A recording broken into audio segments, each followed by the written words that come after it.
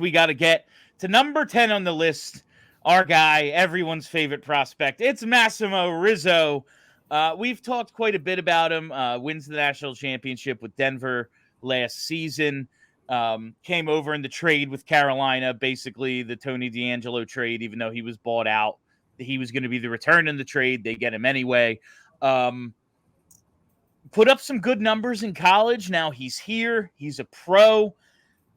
I just want to know about Rizzo. Do you think he has a chance to be a Matt Reed type rookie where he can step in and contribute in some way right away? Well, no. But I do think the Matt Reed situation was unique. The Matt Reed situation was unique because he was coming to a team that was capped out and had they had no other choice but to throw Matt Reed in the NHL and hope to God he was an NHL caliber player. Turned out he was. Good job, Paul Holmgren, for unearthing Matt Reed. Good work.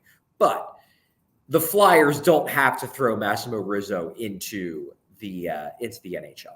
Look, Massimo Rizzo, in a lot of ways, is kind of like Bobby Brink light. They both went to the same school, first off. They both went to Denver.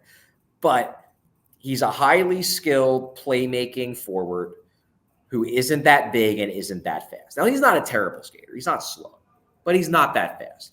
Guys with his profile usually don't make it, but some do. Some do, and if they do, they make it and they end up being scorers because it's one of those things where, like, you watch Massimo Rizzo play and you're like, there's no way he's going to be a fourth liner. He can't play a fourth line game. He's not big enough. He's not tenacious enough. He's always looking to make a pass. He's always looking to make a play. No NHL coach is going to have that kind of guy on their fourth line, or very, very few. If he makes it, it's going to be at least in the top 9 and probably in the top 6. He has the kind of skill where you can't rule out the possibility. The upside is there. I'm skeptical of Rizzo, but I do acknowledge that the upside is there where if he hits, he could be like a second line center, and that's real cool. Like, he could be like Morgan Frostish. Do I think it's likely? Do I think it's likely? No, I don't. But it's possible. He scored a lot in college, a lot. He has legitimate playmaking ability. He has good vision. He has skill. He's a lottery ticket. He's a high upside lottery ticket. And we're going to see, I think, pretty quickly whether that lottery ticket is going to cash in. What do you think of him sticking at center? I like the idea that they're going to try it. Do you think he's got a chance? I guess, why not give it a go? It's not like he's not big, but he's not tiny. He's about like Claude Giroux size, okay? And, Claude Giroux played center for quite a long time at the NHL level despite that. Now, do I think Massimo Rizzo is Claude Giroux talented? No, I don't. If he was, he'd be in the top 2 or 3 of this list, and there's a reason why he's not.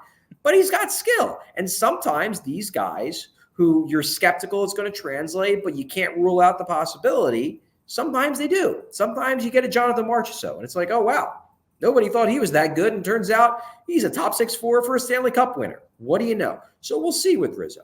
The one thing that does give me, and again, this is a personal bias more than anything, and it'll make more sense when I explain why. One of the things that gives me pause about Rizzo and pause about getting too excited about him is that I really have a lot of respect for Carolina's talent evaluation, and they decided this is a guy they didn't want. I mean, they traded the Flyers' Massimo Rizzo functionally for Tony DeAngelo. I think a big reason why they traded him is because they weren't planning to sign Massimo Rizzo. So Carolina was ready last year to toss this guy back into the ocean, essentially. And that just gives me pause because it's like, I don't know. And I'm not saying this in a derogatory way towards the Flyers. But I think the track records of both organizations would have you say that if there's a disagreement on a player and the two sides that disagree are the Flyers and the Canes, I'm probably going to think the Canes have a better chance of being right. While, yes. But I'm going to... Well, yes.